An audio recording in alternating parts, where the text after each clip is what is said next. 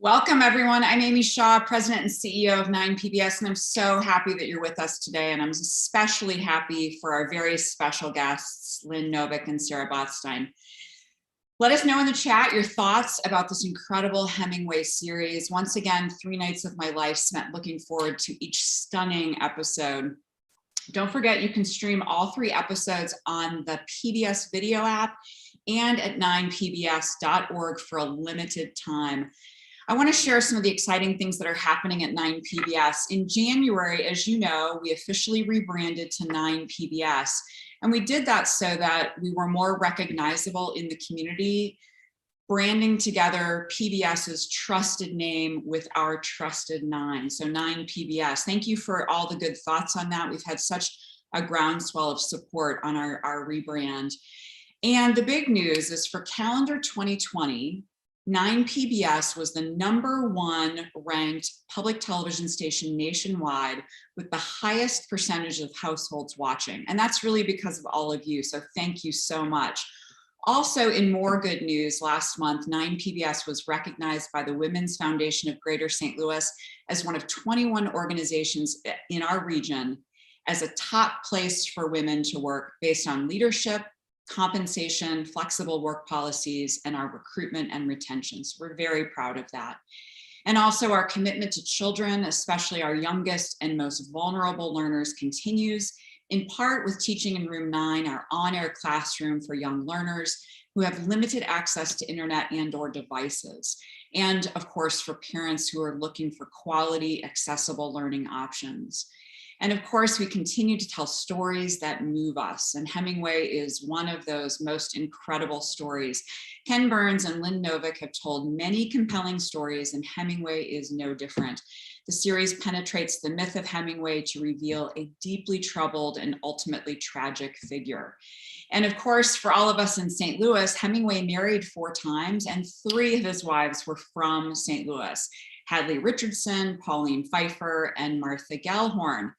And somebody who knows all about this is my great colleague, Jim Kirchherr, 9 PBS's executive producer, who's going to moderate today our conversation with director Lynn Novick and producer Sarah Botstein. Take it away, Jim Kirchherr. Thanks so much. Great, thank you, Amy. I knew a little bit about Hemingway. I know a lot more than I did before, thanks to the documentary. I want to welcome everyone for attending and our special guests, the 2 producers of the Hemingway film, Lynn Novick and Sarah Botstein.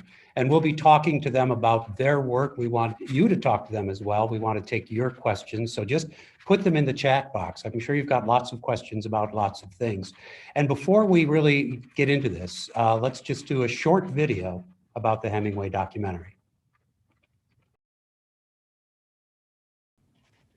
Welcome back. And, you know, we think of these as Ken Burns films for a long time, but Florentine Films is a lot more than just Ken Burns. And Lynn Novick and Sarah Botstein, our guests, are the producers of the Hemingway film. They've worked with Ken Burns on numerous other documentaries and projects, including the war, jazz, baseball, the Vietnam War, Prohibition. They also made the documentary together, College Behind Bars, about men and women in prison working on college degrees. I want to thank you guys both for coming. Florentine Films has been so good to 9 PBS over the years, coming to visit and do events and speak to us. So I want to thank you guys for joining us. Lynn, I gotta start off with you. So many people to choose from. You guys are in the business of picking stories, not just doing documentaries. So what's the process of saying, yeah, Hemingway? Why Hemingway? Well, yeah, in this case, it was a fairly long process, actually. Ken had been thinking about a documentary about Hemingway. I now know from even when he was working on the Civil War series, he was thinking about Hemingway. I didn't actually know that, but I personally got interested in Hemingway as a high school student, just reading Hemingway's work and being fascinated by his persona and the novel, especially The Sun Also Rises. And I went to Key West on vacation, I think almost 30 years ago, and went to his home there and felt something profound about being in the space where he had lived and worked. And that sort of inspired me to learn more about Hemingway and to suggest to Ken and Jeff Ward, our writer, maybe we should do Hemingway one day. And they said, yeah, we agree. We've been thinking about Hemingway. And it kind of went on to a kind of long list of projects we might do. And over time, it seemed to gather more weight. And I think for a variety of reasons, we just decided this is something we had to do. Probably about 10 years ago when we started in earnest working with Sarah and Jeff Ward on the project in about 2013. So Sarah, it took us a long time to get here. Well, it always does. More time, I think, than people realize. And of course, we'll ask you later because this is something you completed a while ago and you're in the middle of other things in various stages. Sarah, what about you and Hemingway? Were you a fan? What brings you into this project? We've been talking about this a lot. I actually hadn't read a lot of Hemingway, wasn't particularly interested in Hemingway.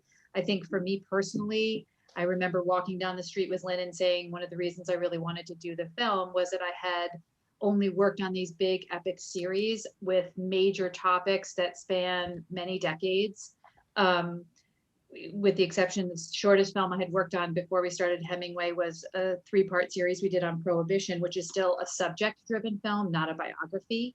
And to try to get under the skin of a human being and understand them as a biography and have that be the only narrative driving force was actually very challenging and a great interest to me. So it didn't have to do with Hemingway per se, but more taking an American icon and just wrestling a biography into something cohesive was a great challenge and something I had not done.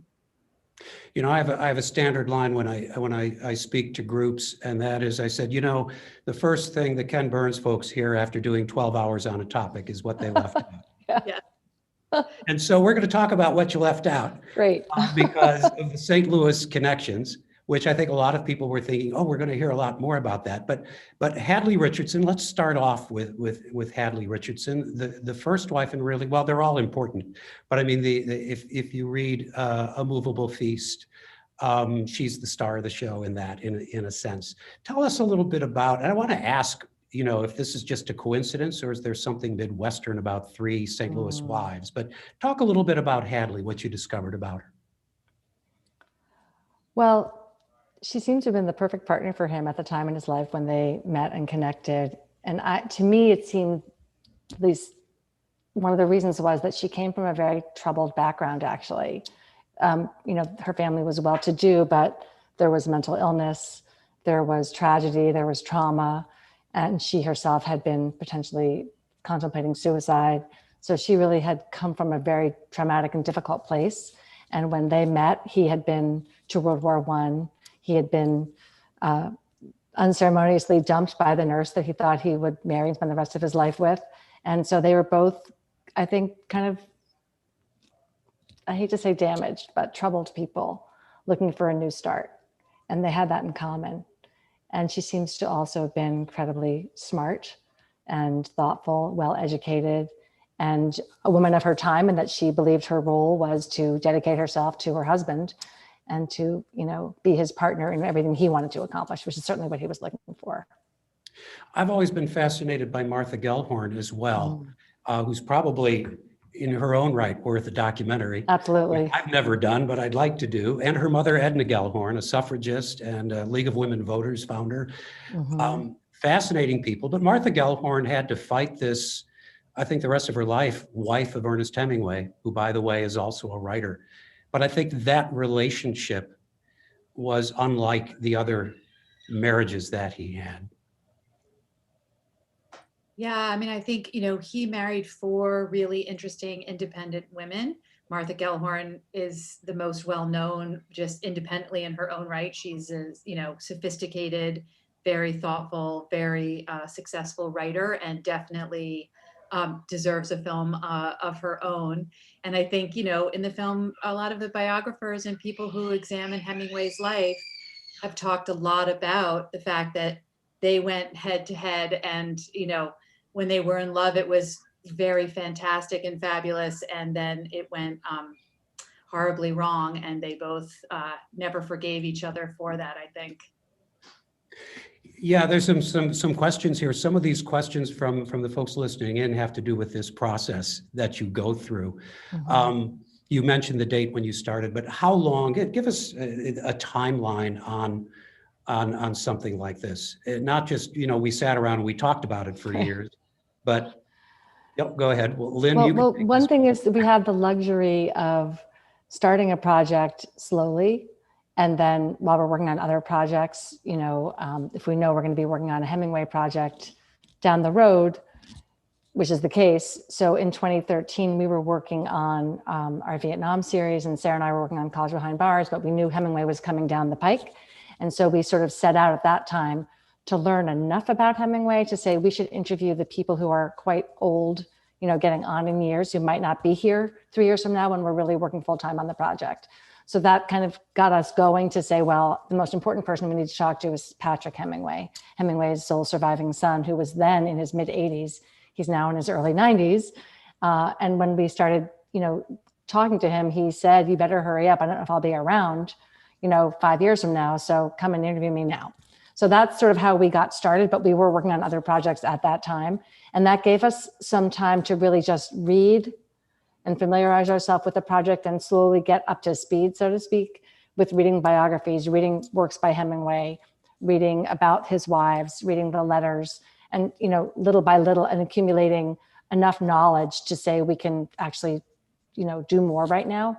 And that involved bringing together a group of advisors. We always work with the leading scholars in the field, and this would be scholars who've studied Hemingway, Hemingway experts, biographers, and then just people who are more generally knowledgeable about American literary history.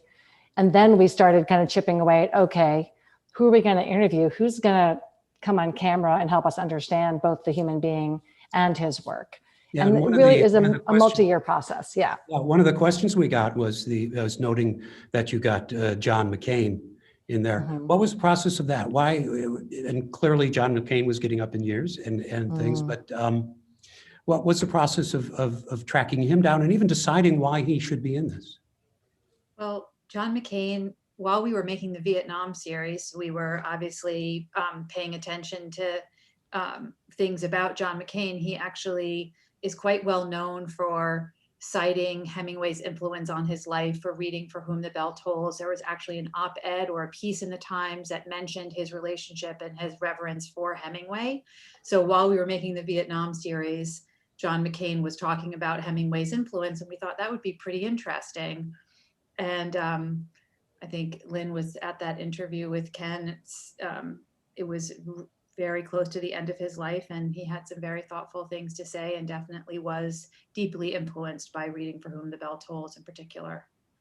I would have expected, Lynn, I think you and I talked about this briefly when you were in town, a college behind bars. Right. And that was A.E. Hotchner, who's kind of a favorite in St. Louis. Yes. St. Louis native. He wrote King of the Hill about growing up here, wrote Papa Hemingway, actually, I think made a living to some extent writing and talking about Hemingway. I thought by the end he wasn't going to show up. He just shows up very briefly as Hemingway's friend. Why not more of somebody who was a close friend for really from 48 to 61? Yeah, we did interview him at some length, but it really had to do primarily with his age. I mean, he was in his mid 90s at the time of the interview, and just, he's completely sharp as a tack, but his age does affect your ability to really communicate, in a way that works on television, I guess I would just say, unfortunately. So we couldn't find a way to work in more of his interview, unfortunately. Yeah, I was glad to see him, but he's also a storyteller. And I've interviewed him, and I've thought sometimes his stories are well crafted, but are they really accurate? And Also, we have a friend of Hotchner's here who said, he loved Hotchner loved Hemingway. So maybe his point of view is not as historic as it might be from others. I mean, their relationship is really interesting and sort of deserves its own treatment in a way. And we read everything he wrote about Hemingway, and it is really moving. It's also kind of complicated, his relationship vis-a-vis Hemingway's own children, and what, it's a complicated situation. And yeah, he wasn't at his best, I would say. Sarah, you agree with me, to really represent it, at that time in his life. The only other thing I would add is that we interviewed him before we really, really started working on the film in a significant way. So I think all of what Lynn is saying is true, and Hotchner and Hemingway had their own very deep personal relationship, which we weren't going to get into in the film. So that also makes him a confusing character to so into the narrative toward the end of Hemingway's life. Yeah, that's okay. I covered it a little bit leading up to your documentary. So we did some Great. of the St. Louis Good. connections. There's a Good. long question here, and I'm going to read it all because it seems very thoughtful and Okay. well crafted. In order to create a complex and revealing truth of this project, you include a variety of individual interpretations which often conflict with each other. How did you manage to balance these to create an honest, critical portrayal? How did you grapple with allowing defenders of Hemingway to speak alongside the facts of the harm he caused and powerful critiques of how the facts of his life intersected with his art? It's a long question and several answers, and we could probably spend the rest of the time. But kind of zero in on what struck you there, if you would. Sarah, you want to jump in? I'll And just then- say, I think that cuts right to the heart of what we're trying to do in the film. I think we're interested in having a deep conversation about biography and art and how those two things intersect and interplay. And Lynn and I often talk when we're talking about how we make films about complicated subjects, and here we are making a film about a complicated person, that not everybody's going to agree. And instead of putting them in a room together to have dinner, we put them in a film together to debate and to wrestle and to show different points of view, which and you know, some of my favorite moments in the film are when some of my favorite writers debate whether they think a work is worthy of rereading or not, or as Edna O'Brien says, is schoolboy writing or a profound piece of literature. So I think, I mean, it's both one of the most challenging and most rewarding things that we do, is to find either opposing or somewhat different points of view and have a conversation in a film. Yeah, that struck me, and I really enjoyed it. I think it was one of your interviewees who came in and said they didn't like Old Man of the Sea. Yeah, that's Edna. That's what That's Sarah's talking about. Yeah. And Yeah. you nailed it on the timing of it. I mean, first of all, but I thought that was really, really good. Tell me a little bit about, I've read some Hemingway. I'm not a huge fan. I imagine a lot of people are not huge fans. I like Sun Also Rises, and I like The End. I like Movable Feast. I've read some of the others, but this isn't about just, oh, he's better than, or you should like his work. This is really about his importance in our literary history, his role. And frankly, I didn't realize the role as much. But going into it, tell us a little bit about your own journey in terms of what you might have discovered or surprised you about Hemingway. I think we discovered a lot because, like you, we really didn't know that much about Hemingway to begin with. So to understand the scale and scope of his literary influence, that was really interesting. And to hear these writers from around the world talk about that was also, enlightening beyond belief. I think there's so many ways in which I learned a lot, because every project we start, we don't know that much, and by the time it's over, we've learned a lot. But here, in a way, it's paradoxical. I think I came into this not loving everything Hemingway ever wrote, for sure. There's works of his that I absolutely love and will reread, and there's things I really don't find interesting, and some I find terrible, just almost embarrassingly bad, to be honest. So, and I think having gone through the process and having met the writers that we talked to and hearing they don't agree, I sort of gave myself permission in a way to say what I just said more definitively. I don't have to like Green Hills of Africa. I don't have to like Death in the Afternoon. I love The Sun Also Rises, and I think I came to an understanding that a great artist isn't going to always hit a home run every time they come to bat, to use a mixed metaphor. And it's just to be interested in their process, what he's trying to do. He doesn't always succeed, but he's always trying something. So there's this kind of discipline and effort and pushing boundaries, and sometimes you fail. And look, I mean, not every film we make is as good as every other film. We're always hopefully trying something new, trying to do better. And sometimes you don't quite make it. And that's part of a life, just whether you're an artist or not. So in a way, I think we just give him more humanity and bring him down to earth if we accept that he might be a genius in some ways and less than that in other ways. You're searching for the word. Yes. of what he was. Right. Sarah, this is the thing about this is here he is, a great writer. I recognize that, even if I don't necessarily like Lynn said, like everything he said. But he's not a likable guy in many ways. And I think, unless I like deep sea fishing, but even then, I mean, he tended to turn on people. He was just mean and nasty to people who had considered themselves close to him. Well, I think he was, it seems that as mean and nasty and vengeful and disloyal as he could be, he was also very charming and must have been quite something to be around. So I think it's an interesting dynamic that you're attracted to him and interested in his art, and you lean in because he's such a charismatic character who lived through such an enormously interesting time in our life, in our history, and in so many different parts of the world. And yet, I think he was, insecure and anxious and difficult. And, it's a good reminder that, a lot of really successful, very interesting people are not very nice, actually. Sometimes those two things go together.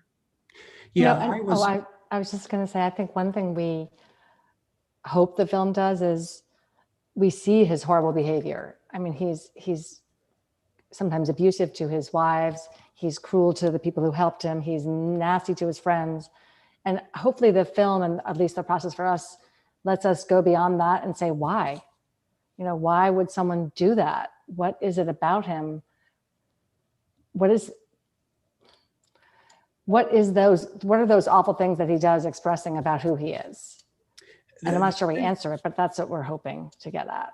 And the thing I was thinking about as I was watching this, and also when I read Hotchner's Hemingway in Love, which was an updated version of some of his memoirs, was how much more we know about mental illness now than they did then. So when Hotchner was writing, he said, he was depressed about this, he was depressed about that, clearly not having any sense, in my mind, of what what he may have suffered from, or what he might have been diagnosed with today. And I'm not sure that's a question you can answer, but maybe some people have offered some suggestions about what the diagnosis might be today. Well, I'll take a crack at that only because, when we started the project, this is a question we certainly asked, and there have been many books written with different diagnoses given. And, we're in a time where I think recognize that it's very hard to diagnose someone from afar, and psychiatrists really don't ever diagnose someone they haven't personally met or, examined. So my life partner is a psychiatrist. And so I was constantly asking him what he thought Hemingway's diagnosis would be. And he would basically, demur and say, you can't give a diagnosis, but you can talk about the symptoms and what you're seeing. And then, you can draw your own conclusions. So you're seeing a mood disorder. And that's, I think, to your point of, are you depressed because something happened, or are you actually suffering from a kind of depression that makes you feel that way no matter what happens, or that, your threshold for becoming seriously depressed is not the same as someone who doesn't have a mood disorder. And his father had a mood disorder and suffered from a psychotic depression that ended with him dying by suicide. And so, and is it a bipolar disorder or some other kind of thing? I think we're going to be careful to put too many names on that, but a mood disorder, which then ultimately later in his life, we're talking about paranoia, we're talking about mania, we're talking about, impulsivity, and some other kind of markers for potentially what a psychiatrist today might say is a bipolar disorder. But again, we can't, it's not really, it doesn't make sense to put a label on it, but you can see the manifestations of, having trouble distinguishing truth from what's real and what isn't real. Let's start with that. Here's a question that's sort of related to that. Go ahead. Sarah, were you going to say something? No, just to piggyback on what Lynn was saying, we did have a psychiatrist come and watch the film and obviously interviewed Andrew Farah, but one of the more interesting screenings we had was with a psychiatrist who never met Hemingway. But we wanted to get to your question, which is how, now that we know so much more about addiction, mental illness, depression, suicidal ideation, kind of an acceptance that we have to wrestle as a country with mental illness, how do we talk about what happened at the end of Hemingway's life without, a more nuanced psychiatric view? So we did have a specific screening with that in mind, actually. So this related question from somebody who's watching is about the surveillance, FBI surveillance of Hemingway, the two men he'd seen at the bank. I hate to paraphrase while I'm reading this, but it seems the scene seems to dismiss it as delusional, paranoid thought. Was there any verifiable, concrete evidence that he was being surveilled? And this person said he had read that Herbert Hoover directed his action, I'm sorry, I just minimized something, after his personal involvement in the Spanish Civil War. So was there any well, I think we have to believe he was being surveilled? So there was a file. And again, like everything with Hemingway, this has been extensively studied. I mean, that's one thing about the project, like every aspect of Hemingway's life, someone's written a book or 5 articles about it. So you can kind of, and this is something people can go and find for themselves. The FBI did start a file on him after the Spanish Civil War. He was viewed with suspicion as a leftist or, communist sympathizer. And it's a voluminous file, and it does continue. And during the Cuban Revolution, when he lived in Cuba, they were interested in him. But at the end of his life, he was suffering from paranoia and delusions. So he didn't know about that. And he thought that the FBI, or they were following him. That was not based on the fact that the FBI kept a file on him. That was based on his own delusions. So both things are true. Yeah. But there was no FBI agent across the street looking through his files at that time. And I meant to say J. Edgar Hoover, not Yes. Herbert Hoover. Right. Maybe there may be a conspiracy theory that Herbert Hoover was involved as well.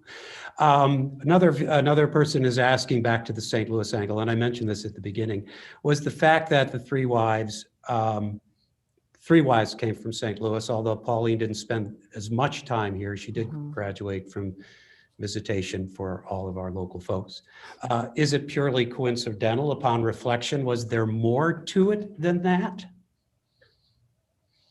I mean, I'll take a crack at this only because I had the chance to talk to a reporter from St. Louis about this question. So I had some time to frankly think about what is this? And we don't have an answer, but it seems to me Hemingway grew up in Oak Park, in a well-to-do suburb of Chicago, in a pretty, conventional sort of Victorian time. And it just seems, it makes sense that he would have found some common ground or familiarity with the women from a similar background. And they happen to all three being from St. Louis. I think that's a bit of a coincidence, but it speaks to, they're from a certain milieu in St. Louis, all three of them, and a similar milieu to how he grew up. So they all came from families with money, right, in St. Louis. All, white, Anglo-Saxon, Protestant. I mean, some sort of a certain position of privilege in the world, and thinking about your place in it, I think they would have all shared that. And Pauline was the wealthiest, so she came from a very privileged background. Yeah, and she and Hadley had friends in common, I believe, right, as well. So that connection in Paris, when they meet, right, they may have had that. I think Martha Galehorn is the outlier in this. Yes, agreed. So I want to bring this up because we do have some more questions, but Lynn, folks have read about this letter to PBS from a number, dozens, if not more than 100, of filmmakers, people of color, minority groups, criticizing PBS, asking, really not so much criticizing the work you guys do at Florentine Films, but really being critical of the relationship that PBS has with Ken Burns over the years, and the amount of time that is given to that. I don't want to get too deep into that, but I know you guys have talked about this. What's your reaction to that? Yeah, I mean, Ken and I've mostly heard Ken speak about it because he's been asked the question in the past, but speaking for him, and if I can for all of our colleagues, that we completely agree and we completely support the objectives of this letter, which are to say that PBS and public media needs to do more to give opportunities and airtime to filmmakers who are people of color, who are telling stories about the experiences of people of color in our history and in our world today. And that while PBS also has done more than probably any other network or platform or content provider, that doesn't mean that they can't and should not do more. And they have a number of initiatives in place that were actually in place before, but I think they're going to be stepping that up and increasing funding opportunities and promotional opportunities and airtime as they should. And, you know, that we've also, this isn't really part of this, what the letter is talking about, but worked really hard. Ken has his entire career, and Sarah and I, working with him, to have an inclusive teams and to value diversity and inclusion in the work we do. And that's a core value. And so we're supporting, you know, helping filmmakers of color to find access to other funds. You know, it's also important to sort of clarify that PBS doesn't provide most of our funding. Most of the funding for the projects we work on with Ken come from outside of PBS.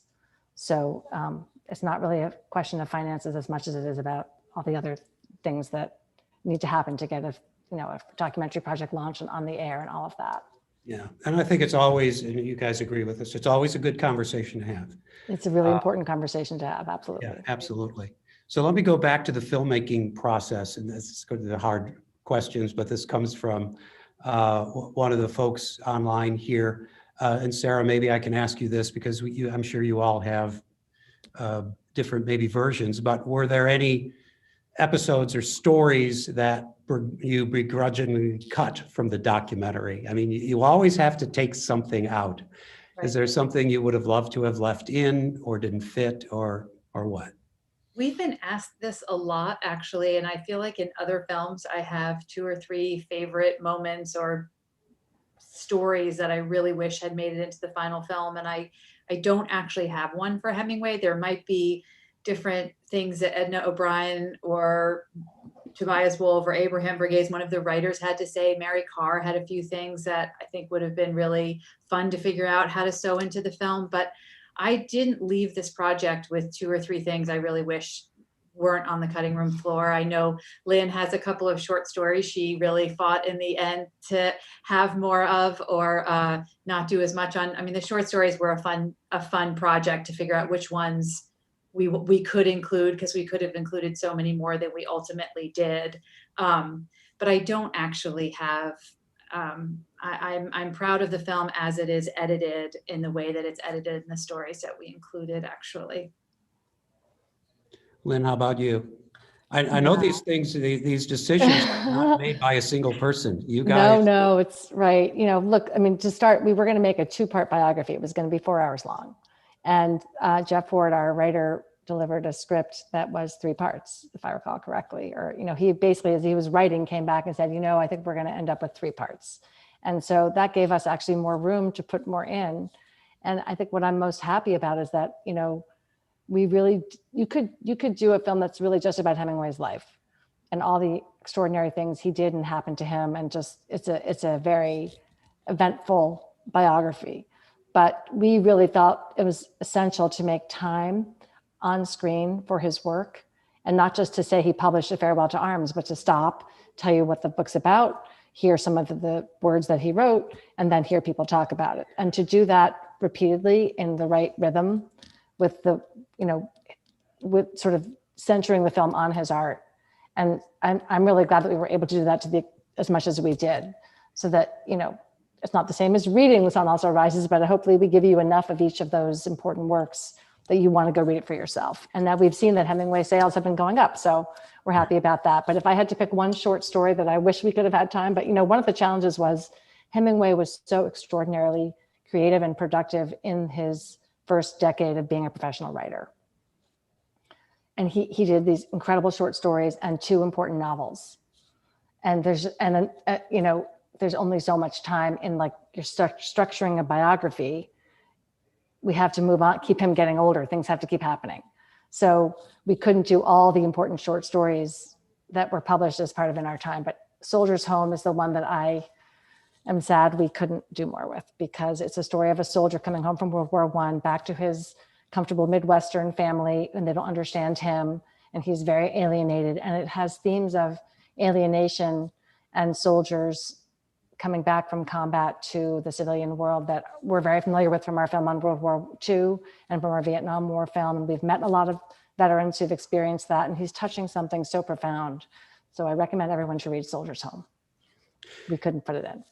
What struck me about this was watching it is how challenging it must have been, and you mentioned this, to do a documentary about the written word. Mm. Yes, you have some bullfighting scenes and you have some fishing scenes, but the emphasis on the written word was I think remarkably done. I mean, it's you know, we're going to do a documentary about a book. That's really tough. So you must have really. Does this make this particular documentary a little different and challenging in different ways than, say, the Vietnam War?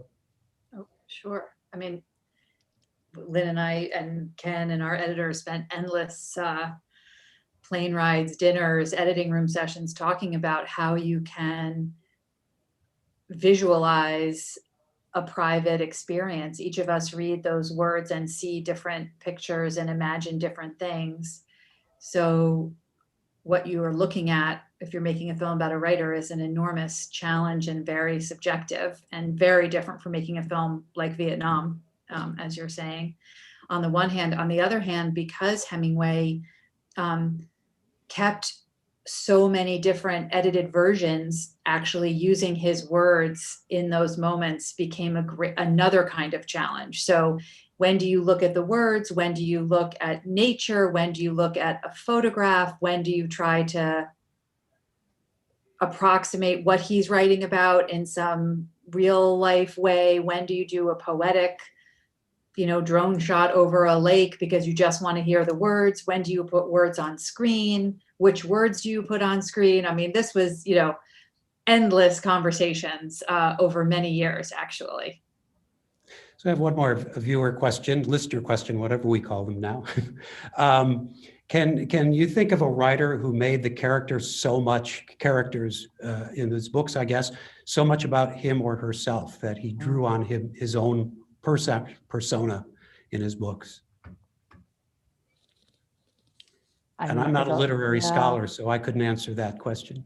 Go ahead, Sarah. I mean, I'll say one of the writers who's a dear friend of Lynn and mine, who we got to know making Vietnam, is Tim O'Brien, who has written extensively about Hemingway's influence on him, on his relationship with his father. And Tim O'Brien talks a lot about taking his own experiences in Vietnam and turning them into fiction. So I think that would be one that comes to mind specifically when thinking about Hemingway.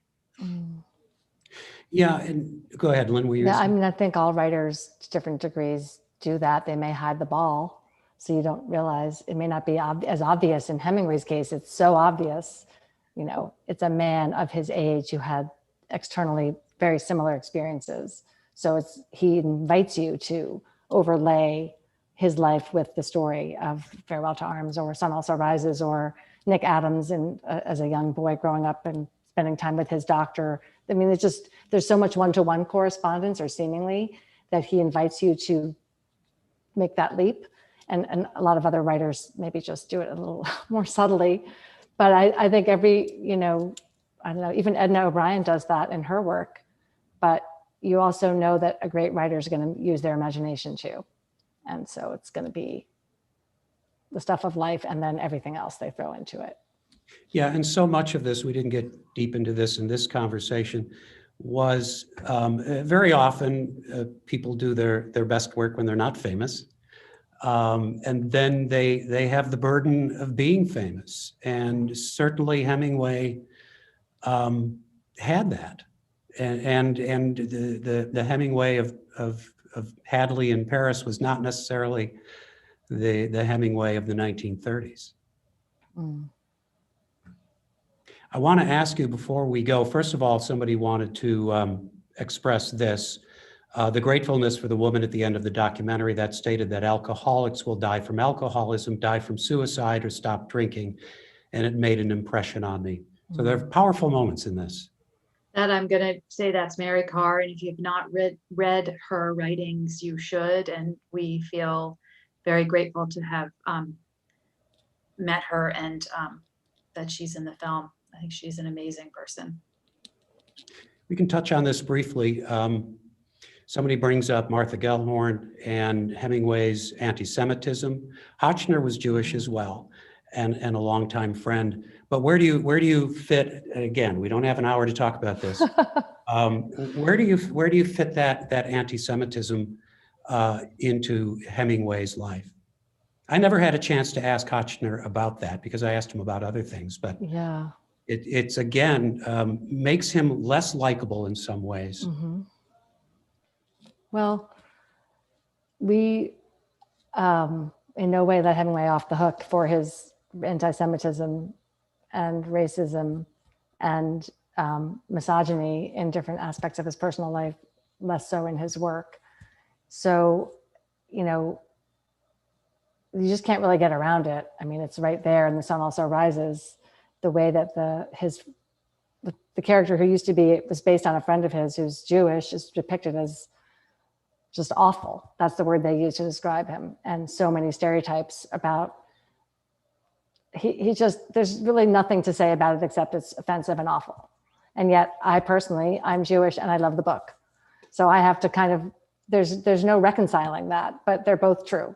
And I remember reading the book for the first time and sort of not knowing what to make of it. Now, I also felt the same way about the Meyer Wolfsheim character in The Great Gatsby, who's depicted as just horrendously awful person.